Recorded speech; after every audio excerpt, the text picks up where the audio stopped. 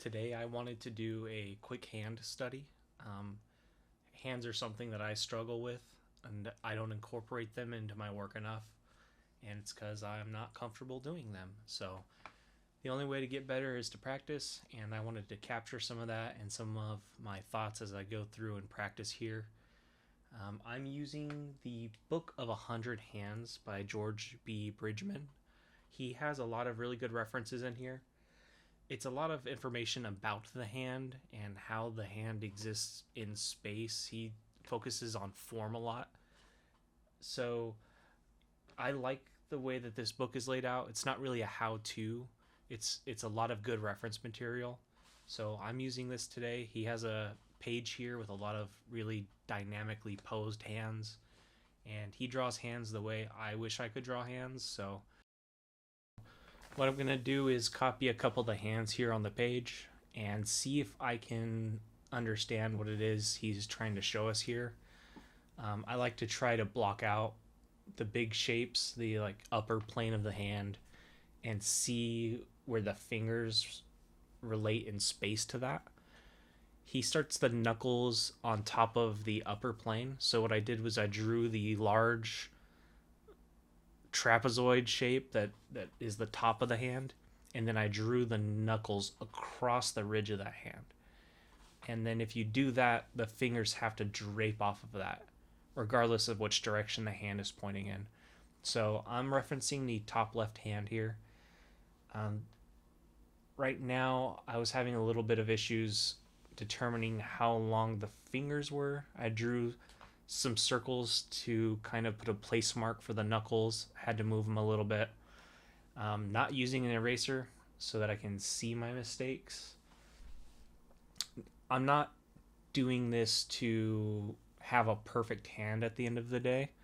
Of course, that would be awesome, but I really just want to practice drawing the hand and the proportions and how it fits onto different forms, like that block that I drew initially. That way I can kind of take what I'm drawing here and apply it without looking at a reference at some point. So a lot of this is just copying. To be honest, some of the little details he has to define the forms in the knuckles is not where I would put them. But of course, this is way better than I can do. And this is probably how you should do it, especially if this is the kind of thing you'd like to be drawing. So I'm just trying to kind of understand where he's at. So if I was drawing this hand, you see the pinky knuckle, it kind of faces you.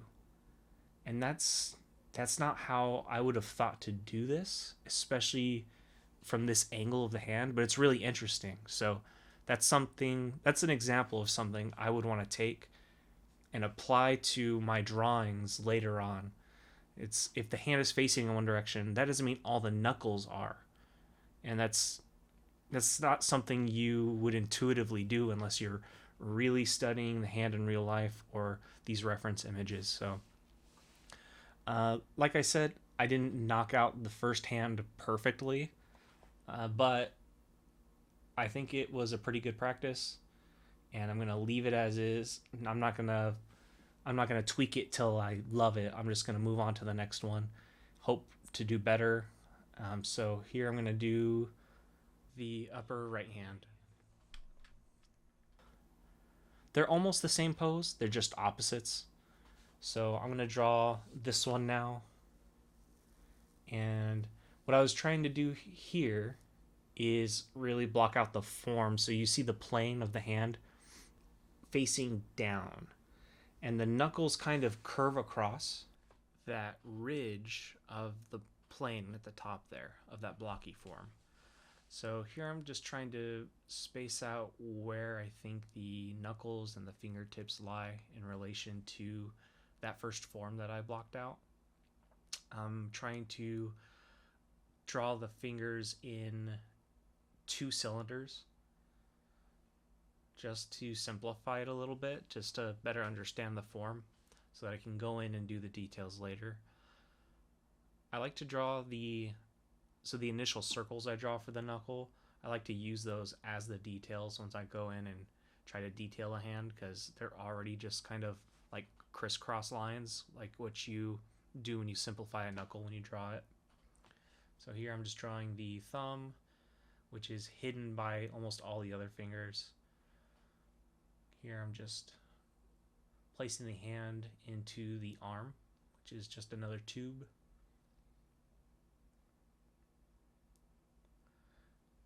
Trying to understand how those things connect and get that up in my brain so that when I go to draw a hand, it's not just a tube that extends out into fingers.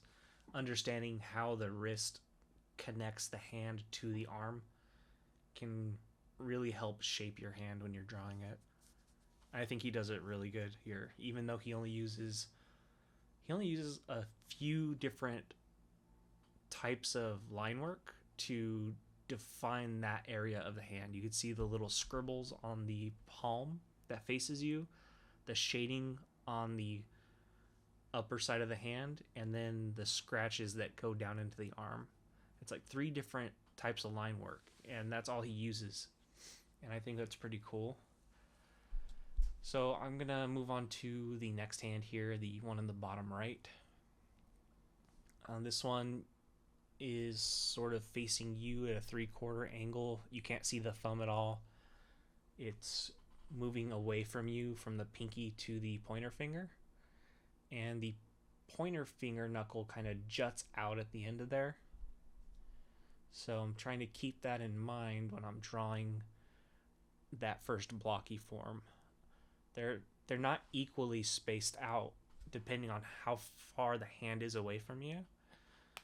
So that pinky knuckle is further from the ring finger knuckle than the middle finger is to the pointer finger. They're all kind of cramped together there at the end and gives it some perspective, which is pretty cool. So I'm just trying to keep all this in mind as I block in the shapes here. Again, just doing 2 different cone shapes to make the main parts of the finger. And already I'm kind of happier with how I'm drawing this third hand than I did the first 2. It took me a lot less time, and I think for doing this a total of 15 minutes it took me. I sped it up a little bit for this video for the viewer's sake, but in 15 minutes getting 3 hands down, that's 5 minutes a hand. If you do this every day, I guarantee you're gonna get better. So I'm gonna keep doing these. Let me know if you want me to do anything specific.